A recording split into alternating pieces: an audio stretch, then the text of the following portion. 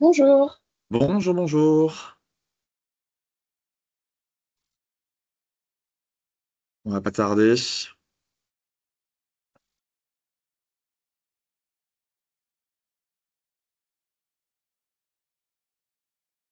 Est-ce que vous me voyez bien au niveau de l'image, la présentation? Tout est OK de votre côté? Avant qu'on commence. Oui. Super.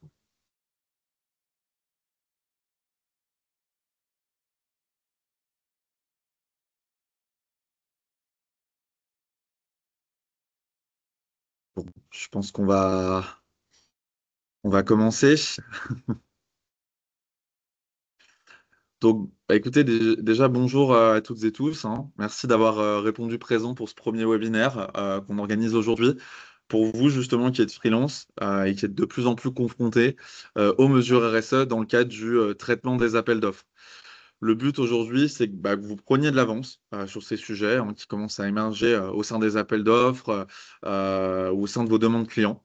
Et qu'en fait, quand ce sera devenu une norme, vous ayez déjà un coup d'avance. Ce que je vous propose dans un premier temps, c'est de me présenter. Je m'appelle Romain Frosson, je suis responsable de marché corporate hein, pour les 4 sites GL Events que nous avons sur le périmètre lyonnais. Et mon rôle, ça va être d'aller à la rencontre des clients. Donc, c'est des entreprises, mais surtout des agences, hein, la plupart du temps, avec qui justement vous travaillez régulièrement pour proposer nos sites réceptifs afin d'organiser leurs événements à Lyon, ailleurs, sur des jauges voilà, qui vont de 200 à 5000 personnes. Je suis également accompagné de Charlène aujourd'hui qui travaille au centre de congrès de Lyon, qui est responsable de la partie coordination d'événements et expositions, qui me fait le plaisir voilà, de m'accompagner sur ce premier webinaire et qui interviendra dans une seconde partie. Durant cette présentation hein, qui va être assez courte, parce qu'on a voulu un format assez court hein, pour commencer, hein, pour 30 minutes, vous allez pouvoir interagir avec nous hein, grâce au chat, nous poser des questions. On a également quelques minutes dédiées aux questions-réponses à la fin de la présentation. Donc, le but, c'est vraiment que vous soyez aussi acteur. Donc, n'hésitez pas, on ne va vraiment pas vous manger hein, pour le coup. On a également ouvert le chat hein, sur le Teams. Donc, n'hésitez pas à poser vos questions hein, durant la présentation. On a une équipe qui pourra gérer les réponses hein, en même temps si vous en avez. D'ailleurs, j'en profite du coup pour commencer à vous faire participer un petit peu. Qui parmi vous a déjà été confronté à des enjeux RSE au sein d'un AO? Vous pouvez réagir directement sur le Teams en mettant un pouce vers le haut ou vers le bas si c'est le cas ou pas d'ailleurs sur une demande. Ok, je laisse quelques petites secondes pour répondre. Ça dépend de quel type de client vous avez aussi, j'imagine. Vous travaillez peut-être dans différents secteurs également. Euh, donc, pour vous donner un ordre d'idée, hein, pour vous faire un petit topo, nous, nos 4 sites lyonnais, ils font partie d'une seule et même entité qui s'appelle Lyon Events. Et la chance qu'on a sur Lyon, c'est d'avoir des sites qui sont très complémentaires en termes d'ambiance. Donc, le centre de congrès de Lyon, Eurexpo Lyon, la Suclair et le Matmut Stadium. Le centre de congrès de Lyon, que vous voyez juste en haut, qui est situé juste en face du parc de la Tête d'Or, face à la nature, donc, où je me trouve actuellement.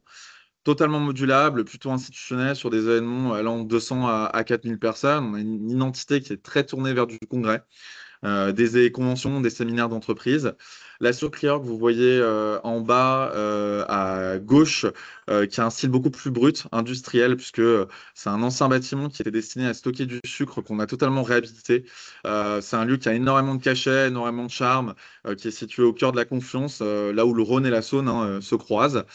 On a également le Matmut Stadium en gestion qui est notre touche sportive, rugby, au cœur du 7e arrondissement de Lyon. Et enfin, Eurexpo, que vous voyez en haut à droite, qui est le plus grand parc d'expo français après Paris, qui fait 140 000 m² de hall, beaucoup de salons d'envergure internationale phares, hein, comme le CIRA, les World Skills hein, dernièrement, pour citer que. Sur la partie MICE, notamment sur le marché corporate, hein, qui me concerne un peu plus, c'est un site qu'on mobilise un peu moins dans le cadre des grands projets de conventions nationales ou internationales. Généralement, c'est des projets qui sont plus de 4000 personnes. Donc voilà, on est sur des demandes qui sont un petit peu plus à la marche sur mon marché là-dessus. Rapidement, hein, voilà quelles vont être les grandes étapes de cette intervention pendant 30 minutes.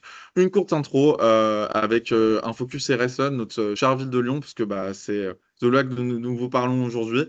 Une seconde partie qui va être plutôt dédiée à l'aspect théorique, avec un outil phare qui va vous aider, vous en tant que freelance, à étudier l'aspect RSE d'un site, d'un news lors d'un AO. Ou d'une demande client hein, de manière générale. Et puis, on finira cette présentation par une partie pratique parce que on sera en direct du centre de congrès de Lyon. On vous ferons faire un petit tour de notre déchetterie. Euh, Aujourd'hui, hein, on est confronté en tant que site, en tant que Venews, tout comme vous hein, d'ailleurs, à la montée de la RSA au sein des entreprises. Ça nous semblait important pour nous, déjà, de pouvoir vous transmettre des données chiffrées et qualifiées sur la RSE, sur le marché corporate, qui tend à se complexifier au fil des années, hein, de vous montrer comment, en tant que groupe chez GL aussi, on met en application ces dispositifs RSE à travers des exemples concrets hein, au centre de congrès en anticipant aussi ces évolutions et vous permettre, vous qui êtes freelance, de mieux vendre cette destination, ces sites aussi à vos clients et vraiment faire toute la différence auprès des agences avec lesquelles vous allez travailler pour collaborer dans le cadre d'un projet. Pour rentrer rapidement dans le vif du sujet, hein, aujourd'hui, les entreprises, elles cherchent de plus en plus à avoir des événements durables. Dans les faits, ce sont des événements qui vont être en cohérence avec leur politique RSE et leur communication. L'enjeu principal sur lequel les entreprises elles sont aujourd'hui focalisées dans le cadre de l'organisation de leurs événements, ça va être la décarbonation. C'est-à-dire finalement aujourd'hui, quand j'organise un événement, comment en tant qu'entreprise ou organisateur d'événements en tout cas, j'arrive à quantifier la quantité de déchets générés sur mon événement. J'ai envie de vous poser une question sur Teams, c'est est-ce que vous savez aujourd'hui, pour une manifestation de 5000 personnes, selon vous, en moyenne, combien de tonnes de déchets sont générés par événement? Vous avez le choix entre trois réponses pour le coup.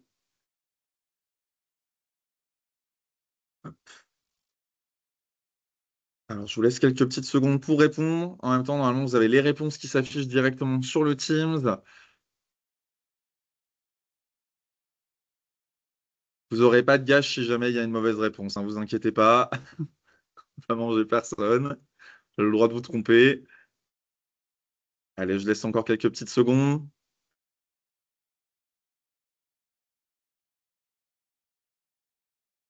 Alors, je vais vous donner la réponse, du coup, pour le coup. Ah, quelqu'un. Alors, selon l'ADEME, du coup, pour vous donner la réponse, un événement générait effectivement, bravo Marine, 2,5 tonnes de déchets. Pour une manifestation de 5000 personnes en moyenne, logiquement, la question en fait principale qu'un organisateur se pose, c'est quelle est la source de ces déchets? Comment, en tant que site, nous, on va pouvoir l'aider? Une autre donnée hein, que l'ADEME nous transmet également, c'est que 79% en fait des émissions sont liées au déplacement des participants. Autrement dit, bah, c'est la partie logistique. C'est là que des destinations justement comme Lyon ont vraiment une carte à jouer.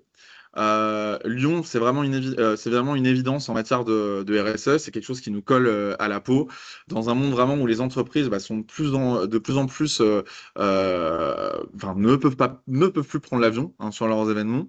Lyon, c'est vraiment une ville qui reste accessible pour les entreprises qui souhaitent organiser des événements nationaux. On est à 2 heures de Paris en TGV, idem pour Marseille. Lille, on est à 3h30 en direct au niveau des TGV. Une autre donnée qui est intéressante aussi, c'est le GDS Index, qui est l'indice mondial de durabilité des destinations. On est dans le top 20 aujourd'hui des destinations mondiales qui œuvrent le plus pour le tourisme plus que responsable. Je crois qu'en 2024, on était à la 15e place au niveau mondial. On est devant Paris, petite fierté à ce niveau-là. On reste derrière Bordeaux pour l'instant, mais on met tout en œuvre justement pour aller encore plus loin dans ces politiques RSE. Alors vous allez me dire, bah, c'est bien beau hein, tout ce que met en place la ville de Lyon, mais finalement, bah, comment moi, en tant que freelance, je peux avoir des clés concrètement pour pouvoir évaluer la capacité d'un lieu bah, à respecter l'ensemble des enjeux RSE et par où m'y prendre, parce que bah, c'est vrai, aujourd'hui, quand on parle de RSE, bah, on est un petit peu perdu. Il y a un outil très simple que vous pouvez utiliser enfin, quand vous travaillez sur vos AO, sur vos demandes clients de manière générale. C'est la pyramide des déchets qui va vous permettre, durant un projet client sur lequel vous êtes interrogé, de pouvoir évaluer tout le processus de décarbonation d'un lieu, c'est-à-dire bah, sa capacité à réduire au maximum l'impact environnemental qu'un événement peut avoir. Pour le coup, donc, il y a différentes étapes à respecter. Vous la voyez apparaître à l'écran, cette pyramide des déchets qui est une pyramide inversée pour le coup.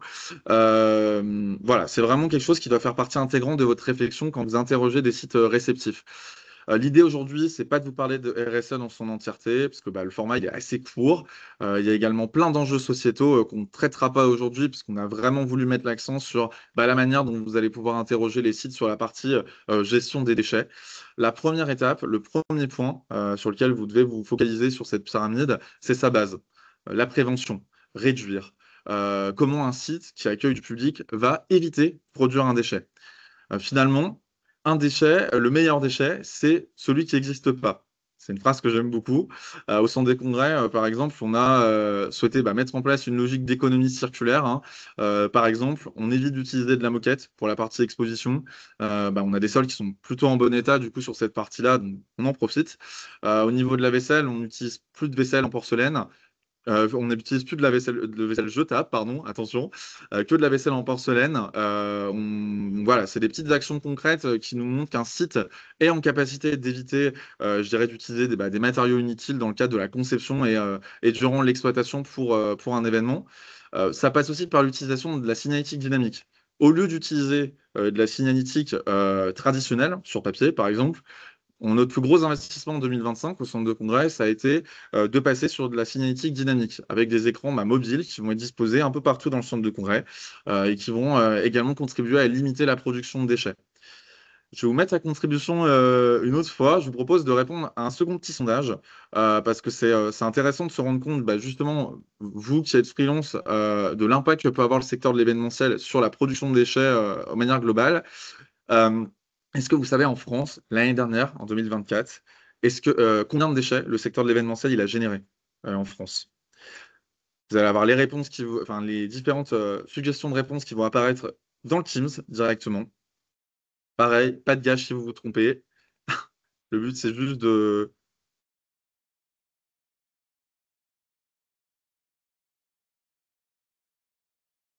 suspense.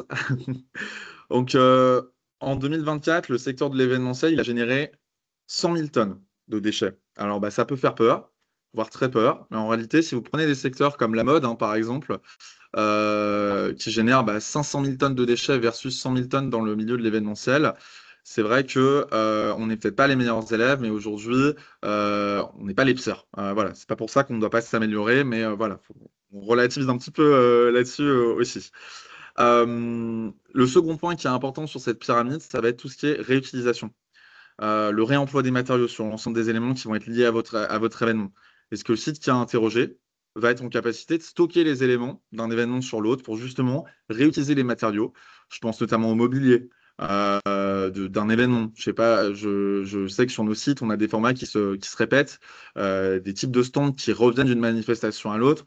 Donc, c'est des éléments que nous utilisons et que nous réutilisons lorsque cela est possible d'un événement à l'autre. On travaille beaucoup avec Paprec, qui est notre partenaire sur ce sujet. Ma collègue Charlène vous en parlera un petit peu plus tard, hein, quand on basculera sur la déchetterie. Mais l'idée, c'est aujourd'hui de vous dire, voilà, on sait qu'un événement, il génère des déchets. Pour autant, on a des formats d'événements qui vont se répéter, au niveau des stands notamment, et qui peuvent être de même dimension d'un événement sur l'autre. Donc, autant les réutiliser tels quels pour éviter de produire de nouveaux stands. L'autre enjeu, c'est de lutter contre le gaspillage alimentaire. Est-ce que le site que vous interrogez, il met en place des actions concrètes pour réduire le gaspillage alimentaire et pour le limiter? N'hésitez pas justement à demander au site que vous interrogez des données chiffrées à ce sujet, parce que voilà, il faut que ça soit fait en totale transparence là-dessus. La logique, elle est toujours la même, hein, en matière de gaspillage alimentaire. Quand vous êtes face à un organisateur ou face à votre client, durant le premier jour d'exploitation, vous pouvez automatiser un point avec le client ou vous-même 1 heure avant le début de l'installation du traiteur. Par exemple, je sais qu'au centre de congrès, on effectue un point systématique avec le client pour comparer les commandes livrées avec le nombre effectif de participants sur un événement. En fait, le but, ça va être d'anticiper, d'isoler en chambre froide les repas qui, de toute manière, vont pas être consommés pendant l'événement, donc voilà, parce qu'on a du no-show. Dans le même temps, on va travailler avec de nombreuses associations partenaires au niveau local. On peut citer l'Armée du Salut, les Amis de tous, par exemple, qui, eux, vont s'occuper de la redistribution alimentaire. Résultat, pour vous donner quelques petits chiffres, entre 2023 et 2024, rien que pour le centre de congrès, on a redistribué 30 000 repas à ces acteurs locaux qui dynamisent aussi notre territoire lyonnais. Donc voilà, c'est aussi des éléments sur lesquels vos clients peuvent communiquer, puisqu'ils ils se déchargent aussi totalement de cette partie-là. Ça peut être aussi des éléments aussi sur lesquels ils peuvent communiquer derrière. Le troisième élément de cette pyramide, c'est la phase de recyclage. Là, où les deux premières étapes, on avait réussi à éviter la production d'un déchet ou faire en sorte, en tout cas, qu'un déchet n'en devienne pas un. Ici, avec le recyclage, on passe à une autre étape, c'est-à-dire votre déchet, il existe, mais on va venir limiter son impact environnemental en triant sur site. Les questions à vous poser dans le cadre d'une demande, c'est est-ce que le site que j'interroge, il possède une déchetterie sur place?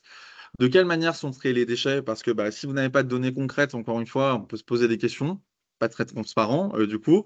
Est-ce que le personnel sur place, il est formé finalement aux bonnes pratiques? Est-ce que c'est en accord finalement avec cette politique de tri qui est opérée sur site? Et enfin, la dernière étape, de cette pyramide, c'est la récupération d'énergie. Comment les déchets d'un événement, une fois produits, parce que on n'a pas pu éviter le fait que ils soient produits, ils vont être traités. Le but, ça va être de limiter l'impact environnemental des déchets non recyclables. Soit il s'agit de ce qu'on appelle des biodéchets, donc ça peut être des restes de nourriture, auquel cas on travaille avec un partenaire qui va venir les récupérer sur site et qui va les transformer, les valoriser, c'est-à-dire les transformer en énergie comme par exemple du carburant ou du biogaz, hein, au final, par exemple. Ça peut également être d'autres types de déchets, des ordures ménagères, des solvants usagés, par exemple. Nous, au centre de congrès, encore une fois, Paprec nous accompagne beaucoup à ce sujet. Ils recrètent de l'énergie à partir des déchets que nous leur faisons parvenir. Et qui peuvent être transformés en électricité pour certains véhicules. Voilà, donc ils passent par un processus d'incinération généralement pour ça. Donc, pour résumer et conclure sur cet outil, la question que vous devez vous poser dans le cadre d'un AO ou par exemple d'une demande client, si vous observez une sensibilité de votre client là-dessus, c'est à quel point le lieu que je vais proposer à mon client est transparent à ce sujet. Utiliser justement cette pyramide pour juger de la capacité d'un lieu à respecter ces étapes. Quels sont les prestataires avec lesquels le lieu va travailler? Est-ce qu'il existe un rapport chiffré que vous allez pouvoir exploiter et montrer à votre client aussi à ce sujet? Voilà, une preuve aussi. Euh, je pense que j'ai assez parlé pour le coup. La théorie, c'est super, mais je pense que la pratique, c'est encore mieux. On a mis justement en place une déchetterie au centre de congrès de Lyon pour vous aider, à vous qui êtes acteur de ce changement, aussi à mieux trier sur un événement. Je laisse la parole à ma collègue Charlène qui s'y trouve actuellement. Je vais vous faire un petit tour.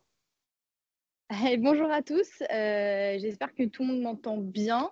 Comme vous le disiez Romain, là on est un petit peu au cœur de l'action, donc on est dans l'aire de livraison du centre de congrès. Derrière ces murs en fait se trouvent les espaces d'exposition, donc on est vraiment à proximité des espaces clients. Je vais reprendre un petit peu très rapidement ce que Romain a évoqué.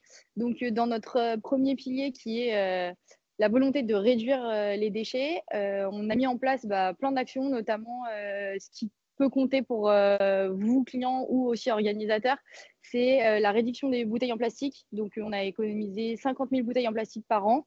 On n'utilise plus de moquettes sur les scènes que nous montons avec nos équipes. Donc, en fait, toutes ces actions-là ont fait qu'on est passé depuis 2022, où on avait à peu près 400 tonnes de déchets, à maintenant 2024. Donc, tous les chiffres que je vais vous donner sont de l'année 2024 qui a été complétée. On est à 250 tonnes de déchets. Donc, ça fait quasiment 150 tonnes d'économisées pour nous. Donc, on réduit beaucoup nos déchets et après, on essaie de les réutiliser. Donc là, en fait, derrière moi, vous voyez la recyclerie. Donc, le principe est plutôt simple. Si on a un exposant qui repart et qui veut laisser des matériaux, là, par exemple, vous avez des planches de contreplaqué qui ont été laissées à la dernière expo. Ces matériaux, ils restent à disposition soit d'autres exposants ou alors du personnel au centre de congrès. Ça peut être un agent de sécurité, un agent de nettoyage qui a besoin de quelque chose pour refaire une étagère chez lui. Chacun est libre de prendre ces articles-là. Une fois qu'on voit qu'ils vont rester peut-être 2-3 semaines, que ça intéresse personne, bah là, du coup, on va passer à la phase de recyclage. Donc, au centre de congrès, on trie quasiment 12 flux de déchets. Il y en a un, on va dire, quasiment, c'est parce qu'on essaye maintenant, cette année, de recycler les tubes en carton des moquettes et aussi de la signalétique. Ça, donc, c'est quelque chose qu'on travaille avec notre prestataire de Signa, à laquelle on va renvoyer les mandrins. Et en fait, c'est quasiment une économie circulaire parce que du coup, ne l'achètent plus.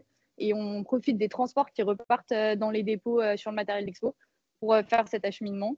Donc, l'empreinte carbone est négative. Et donc, voici ici un petit peu notre système avec les poubelles. Donc, ça, c'est les poubelles visiteurs qu'on vous a mis ici pour vous présenter un petit peu comment ça fonctionne. Depuis 2024, les lieux publics sont obligés de séparer au moins 3 flux de déchets sur site. Donc, nous, on a décidé d'aller un petit peu plus loin puisque vous voyez que là, on en a 5. Et on a mis en place des choses assez simples. Typiquement, vous êtes, je pense, déjà tous allés dans un McDonald's, restauration rapide, et on se dit, oui, bah, finalement, en fait, ils mélangeaient tous les déchets dans le même sac. Chez nous, pour éviter ça et pour que ça soit plus simple chez les agents de nettoyage, en fait, on a directement placé des sacs de couleur à l'intérieur, ce qui permet à la personne, quand elle va collecter les déchets, de savoir bah, le jaune, je sais qu'il va aller dans la poubelle jaune, après dans le contenant. Et on fonctionne un petit peu comme ça. Pour les papiers, c'est un sac transparent, etc. Donc ça, c'est notre première phase où en fait les agents de nettoyage vont collecter les déchets du public. Et après, on va passer en zone de déchetterie. Donc, je vous laisse me suivre. Cette déchetterie a été mise en place fin 2022 et ça représente quasiment un an de travail avec un investissement de près de 100 000 euros. Donc aujourd'hui, on est autonome sur la collecte de nos déchets et ensuite tout le traitement, comme vous le disiez Romain, va partir chez Paprec. Là, derrière moi, vous avez un compacteur à carton. Ça peut paraître simple. Avant, on fonctionnait avec des bennes où on allait faire des rotations tous les 600 kg de carton. Quand on parle de RSE, c'est pas juste trier ses déchets, c'est essayer aussi d'améliorer toute la chaîne. Donc, du coup, faire des rotations avec une benne toutes les semaines, bah, c'est du CO2 qui est consommé avec les camions. Aujourd'hui, grâce à ce compacteur, on peut mettre 3 tonnes de carton directement et il va être remplacé une fois tous les 2 mois ou tous les 3 mois, ça dépend un petit peu de notre activité. Pour la suite de la déchetterie, vous allez voir ici toutes les bennes qui nous permettent de trier vraiment nos déchets. Donc forcément, on a une zone déchets non recyclables avec tous les emballages qu'on ne va pas pouvoir trier ou les déchets de stand. On essaye de faire au mieux, mais on essaye surtout de réduire cette partie-là. Ici, vous avez le tri pour tout ce qui est bois, etc. Vous pouvez voir ici les tubes en carton dont je vous parlais. Et ensuite, hop, voilà, on va essayer de ne pas aller trop loin parce qu'on va perdre la connexion Wi-Fi. Mais ici, vous pouvez voir le local déchets avec le reste en fait, des bacs et par exemple les câbles électriques qu'on va pouvoir trier de notre bâtiment, toute la rénovation qu'on va opérer. Et enfin, pour terminer, je vais vous parler un petit peu de notre innovation au centre de congrès, parce qu'on est le seul centre de congrès en France à faire ça. On a installé une balance de pesée. Qu'aujourd'hui, ce qui va être intéressant pour vous et pour les clients, c'est à la fin de l'événement, on va dire à J+3, 4, on va être capable de vous donner directement un tableau avec les tonnages par déchet de ce qui a été dépensé sur l'événement. Donc concrètement, le principe est simple. Vous avez vu derrière moi, il y a des bacs. Chaque bac a des couvercles ou un signalement de couleur, ce qui permet à l'opérateur en fait, d'arriver sur la balance et de venir peser les déchets. Donc en fait, c'est très simple. Cette technologie-là, elle a été développée surtout pour les centres commerciaux à la base. Donc en fait, l'opérateur va pouvoir sélectionner ici l'événement. Donc là, on a mis des exemples. Et par exemple, déchets centre de congrès. Donc ça, c'est l'opération qu'on va utiliser pour tous les déchets du bâtiment quand on fait de la rénovation. Je vais pouvoir sélectionner. Ensuite, je sélectionne voilà, quel est le déchet qui est concerné. Donc, on va dire que là, aujourd'hui, c'est du bois. Et après, je sélectionne directement le contenant où on a une tare qui est pré-remplie. Donc là, on va dire que mon bois, il est dans aucun contenant. Je vais le poser directement sur la balance. Je valide. Et après, on enregistre tout ça dans le logiciel. Et on va pouvoir récupérer toutes les données, ce qui va aussi faciliter du coup les intégrations au bilan carbone pour vos clients. Voilà, alors Romain, je ne sais pas si tu veux que je rajoute quelque chose ou si vous avez directement des questions pendant qu'on est encore ici et s'il y a des choses que je peux vous montrer en plus. Non, je pense que j'ai à peu près fait le tour. Merci beaucoup, Charlène. Merci d'avoir fait ce petit tour. Donc effectivement, comme vous l'a montré Charlène, c'était important pour nous aussi de vous montrer un exemple concret. Et Parfait. justement, je pense que vous revoyez mon écran du coup maintenant. J'ai dû le repartager, si tout va bien. En fait, si vous voulez, on va répondre également à vos questions parce que le but, hein, c'est aussi de vous faire participer aussi là-dessus et d'avoir des retours, des conseils. Je vais vous solliciter une dernière fois parce que c'est vraiment une première. On est vraiment preneur de vos retours et puis le but, c'est aussi de multiplier ces interventions si ça vous a plu. Quels sont les thèmes que vous souhaiteriez aborder justement pour les prochaines fois? S'il y a des sujets différents que vous voulez aborder, justement, vous pouvez répondre directement sur le chat. C'est aussi grâce à vous qu'on peut avancer aussi là-dessus, sur ces sujets. Je vous donne quelques petites idées de sujets, hein, mais ça peut être une partie F&B, comment travailler un lieu brut, par exemple, parce qu'on en a aussi sur Lyon, de A à Z.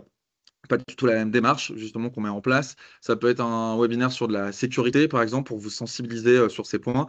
Voilà, n'hésitez pas à proposer, du coup, vos suggestions dans le chat directement. On est preneur de tout, pour le coup. Euh, il va nous rester aussi quelques minutes pour répondre à vos questions. Donc, lancez-vous. Ne mangez personne. Est-ce qu'il y a des questions par rapport à tout ce qui vous a été présenté? Le webinaire en lui-même? Qui veut se lancer? Non, non, c'était très clair, merci. Merci.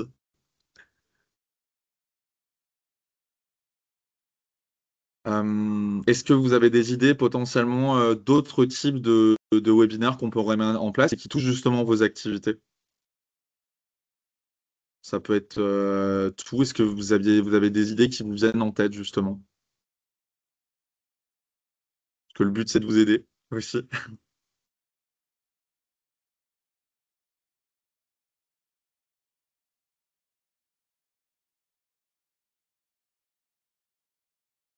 Ok.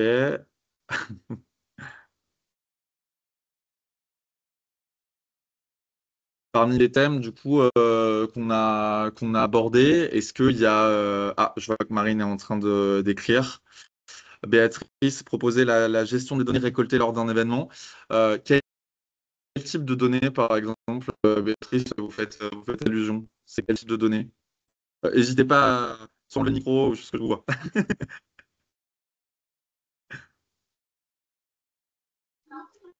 Les données, par exemple, quand on est quand on rencontre les gens dans les salons, Ouais, quand ils rencontrent donc différentes personnes, quand ils sont répertoriés, comment après ils sont stockés, comment après on les distribue, enfin, d'accord. comment on les C'est une partage. chose, c'est une chose que les organisateurs vous demandent en termes de données, ou c'est quelque chose qu'on ne fait pas aujourd'hui et qui est de plus en plus demandé, du coup? C'est Ouais, de demander. Après, je sais ouais, qu'on travaille avec, par exemple, Event Maker ou Digit ou ouais. enfin, à partir des plateformes. Mais si après, il y avait d'autres choses qui étaient mises en place et des obligations avec les Ok, RGPD et tout ça. ok. Merci pour l'idée.